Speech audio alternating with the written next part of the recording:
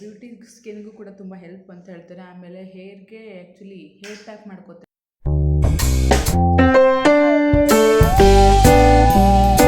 Actually ABC juice ಅಂತ ಮಾಡ್ಕೊಂಡು ಕುಡಿತಾರಲ್ವ, ಸೊ ಆ ಥರನೇ ಬರುತ್ತೆ ಆ್ಯಕ್ಚುಲಿ.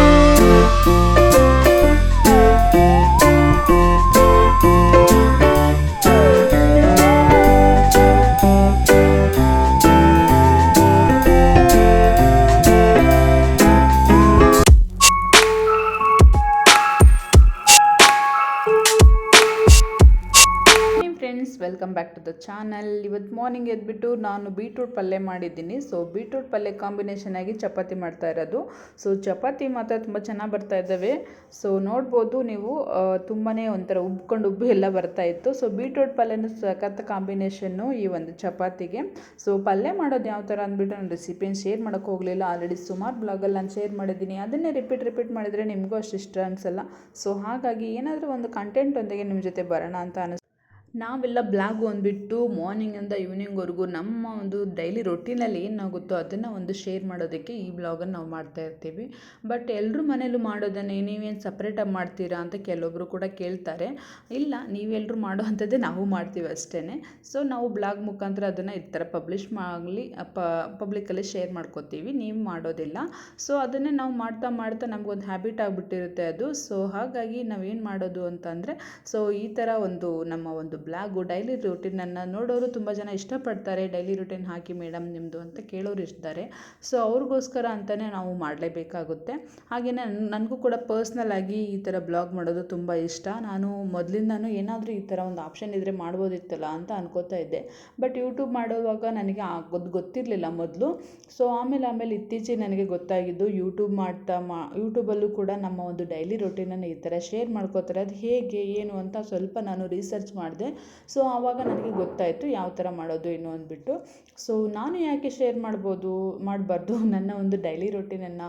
ಸೊ ನಮ್ಮದೇ ಎಲ್ಲರ ಥರ ನಮ್ಮದು ಇರುತ್ತೆ. ಬಟ್ ನನಗೆ ಮುಂದೆ ಹೋಗ್ತಾ ಓಕೆ, ನಾನು ಆ ಟೈಮಲ್ಲಿ ಈ ಥರ ಮಾಡ್ತಾಯಿದ್ದೆ, ನನ್ನ ಮಗಳು ಇಷ್ಟು ಚಿಕ್ಕವಳಿದ್ಲು, ನಮ್ಮ ಹಸ್ಬೆಂಡ್ ಈ ಥರ ಇದ್ರು, ನಮ್ಮ ಒಂದು ಆ ಟೈಮಲ್ಲಿ ಸಿಚುವೇಶನ್ ಯಾವ ಥರ ಇತ್ತು ಅನ್ನೋದು ಮುಂದೆ ಕೂಡ ನಾವು ಕೂಡ ನಮ್ಮ ಒಂದು ಲೈಫನ್ನು ರೀಕ್ಯಾಪ್ ಆಗಿ ನಾವು ನೋಡ್ಬೋದಲ್ವ ಅನ್ನೋ ಒಂದು ಇಂಟೆನ್ಷನಿಂದ ನಾನು ಈ ಥರ ಬ್ಲಾಗ್ ಮಾಡ್ತಾ ಇರ್ತೀನಿ.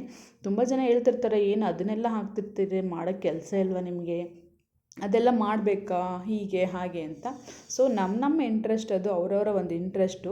ಸೊ ನಾನಿವತ್ತು ಬೀಟ್ರೂಟ್ ಪಲ್ಯ ಕೂಡ ಮಾಡಿದ್ದೀನಿ, ನೋಡು ಸಖತ್ತಾಗಿ ಬಂದಿತ್ತು. ಹಾಗೆಯೇ ಚಪಾತಿ ಕೂಡ ಇಷ್ಟೊಂದು ಆಗಿದ್ದಾವೆ. ಚಪಾತಿನೂ ಕೂಡ ಒಂದು ಅರೌಂಡ್ ಎಲ್ಲ ಟಿಫನ್ ಮುಗಿಸಾದ್ಮೇಲೆ ಇನ್ನೂ ಸ್ವಲ್ಪ ಉಳಿದಿದ್ವು ಅಂತಲೇ ಹೇಳ್ಬೋದು. ಒಳ್ಳೆ ಸ್ಮೂತಾಗಿ ಕ್ರಿಸ್ಪಿ ಥರ ಇರಲಿಲ್ಲ, ಸ್ಮೂತಾಗಿ ಚೆನ್ನಾಗಿದ್ವು ತಿನ್ನುವಾಗ.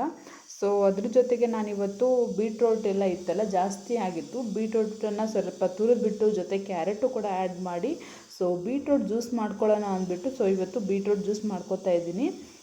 ಸೊ ಚೆನ್ನಾಗಿ ಬಂದಿತ್ತು. ಇದು ಕೂಡ ಚೆನ್ನಾಗಿ ಮಿಕ್ಸಿ ಮಾಡ್ಕೋಬೇಕಷ್ಟೇ, ಏನು ತೊಂದರೆ ಇಲ್ಲ. ಸ್ವಲ್ಪ ಜಾಸ್ತಿ ನೀರು ಹಾಲು ಆ್ಯಡ್ ಮಾಡಬೇಕು. ಅದಕ್ಕೆ ಇವಾಗ ಸಕ್ಕರೆ ಮತ್ತು ಏಲಕ್ಕಿ ಪುಡಿ ಸ್ವಲ್ಪ ಸಾಲ್ಟ್ ಆ್ಯಡ್ ಮಾಡಿದ್ದೀನಿ. ಸೊ ಈಗ ಮಿಕ್ಸಿ ಮಾಡ್ಕೊಂಡು ಬರ್ತೀನಿ. ಹಾಗೆಯೇ ಹಾಲು ಕೂಡ ಹಾಕ್ತಾಯಿದ್ದೀನಿ ನೋಡಿ. ಸೊ ಇದು ಮಾತ್ರ ಒಂದು ಒಳ್ಳೆ ಜ್ಯೂಸ್ ಅಂತಲೇ ಹೇಳ್ಬೋದು. ಬ್ಲಡ್ ಲೆವೆಲನ್ನು ಇನ್ಕ್ರೀಸ್ ಮಾಡುತ್ತೆ ಈ ಒಂದು ಬೀಟ್ರೂಟ್ ತಿನ್ನೋದ್ರಿಂದ. ಯಾರಿಗೆ ಬ್ಲಡ್ ಎಲ್ಲ ಪ್ರಾಬ್ಲಮ್ ಇದೆ ಅಂದರೆ ಕಡಿಮೆ ಇರುತ್ತಲ್ಲ, ಅವರೆಲ್ಲ ಈ ಬೀಟ್ರೂಟನ್ನು ಅವರ ಒಂದು ಡೈಲಿ ರೊಟೀನಲ್ಲಾಗಲಿ ಅಥವಾ ವೀಕ್ಲಿ ಥ್ರೈಸ್ ಆಗಲಿ ಈ ಥರ ಯೂಸ್ ಮಾಡೋದ್ರಿಂದ ತುಂಬಾ ಹೆಲ್ಪ್ಫುಲ್ ಇರುತ್ತೆ. ಜ್ಯೂಸ್ ತೊಗೊಬಂದಿದ್ದೀನಿ, ಕುಡಿತಾ ಇದ್ದೀನಿ ಈಗ.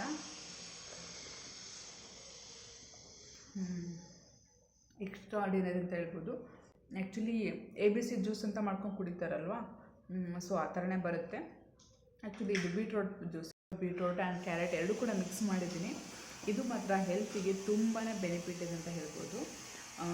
ಆ್ಯಕ್ಚುಲಿ ಈ ಬೀಟ್ರೂಟ್ ಕುಡಿಯೋದ್ರಿಂದ ನಮ್ಮ ಬಾಡಿಲಿ ರಕ್ತ ಕಡಿಮೆ ಆಗಿರುತ್ತಲ್ಲ, ರಕ್ತನ ಇನ್ಕ್ರೀಸ್ ಮಾಡೋದಕ್ಕೆ ಹೆಲ್ಪ್ ಆಗುತ್ತೆ ಅಂತ ಹೇಳ್ತಾರೆ. ಅದೇ ಥರ ನಮಗೆ ಬಾಡಿಲಿ ಹಿಮೋಗ್ಲೋಬಿನ್ ಕಡಿಮೆ ಇದ್ದರೆ ಅದು ಕೂಡ ಹೆಲ್ಪ್ ಮಾಡುತ್ತೆ. ನೀವು ಬೇಕಿದ್ದರೆ ಗೂಗಲಲ್ಲಿ ಚೆಕ್ ಮಾಡಿ ಬೀಟ್ರೂಟಿಂದ ಏನೇನು ಹೆಲ್ತ್ ಬೆನಿಫಿಟ್ ಇದೆ ಅಂದ್ಬಿಟ್ಟು ತುಂಬಾ ಇನ್ಫಾರ್ಮೇಷನ್ ಸಿಗುತ್ತೆ ಅದರಲ್ಲಿ.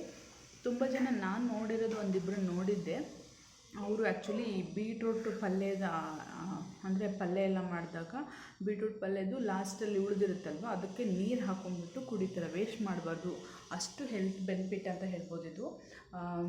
ನಾನು ಕೂಡ ಕುಡಿತಾ ಇದ್ದೀನಿ, ನನ್ನ ಮಗಳಿಗೆ ಕುಡಿಸಿದೆ, ಅವಳು ಕುಡಿದ್ಬಿಟ್ಟು ಆಟ ಆಡ್ತಿದ್ದಾಳೆ. ಸೊ ಇವಾಗ ನನ್ನ ಟರ್ಮು. ಬೆಳಗ್ಗೆ ಎದ್ಬಿಟ್ಟು ಎಲ್ಲ ಕೆಲಸ ಆಯಿತು.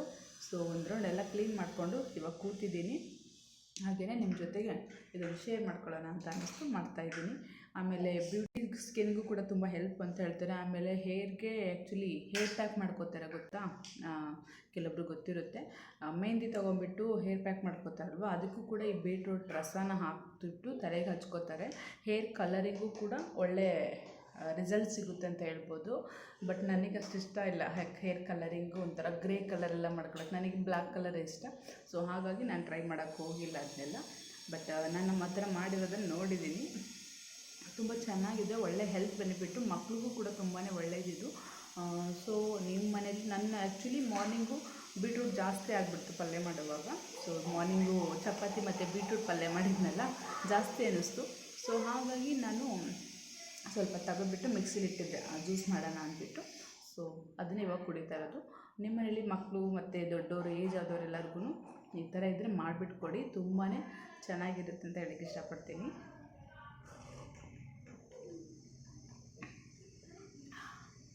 ಈಗ ಒಂದು ಗ್ಲಾಸ್ ಕುಡಿದ್ರೆ ಸಾಕು, ಹೊಟ್ಟೆ ಫಿಲ್ ಆಗಿಬಿಡುತ್ತೆ ಅನ್ಬೋದು. ಈ ಒಂದು ಬ್ಲಾಗು ನಿಮ್ಮೆಲ್ರಿಗೂ ಇಷ್ಟ ಆಗಿದೆ ಅಂತ ಭಾವಿಸ್ತೀನಿ. ದಯವಿಟ್ಟು ಲೈಕ್ ಮಾಡಿ, ಇಷ್ಟ ಆಗಿದ್ರೆ ಒಂದು ಕಮೆಂಟಲ್ಲಿ ಕಮೆಂಟ್ ತಿಳಿಸಿ. ಈ ಬ್ಲಾಗ್ನ ಎಲ್ಲಿ ಎಂಡ್ ಮಾಡ್ತಿದ್ದೀನಿ, ಮತ್ತೊಂದು ಬ್ಲಾಗ್ ಒಂದಿಗೆ ಸಿಗ್ತೀನಿ. ಅಲ್ಲಿವರೆಗೂ ಬಾಯ್ ಬಾಯ್, ಟೇಕ್ ಕೇರ್.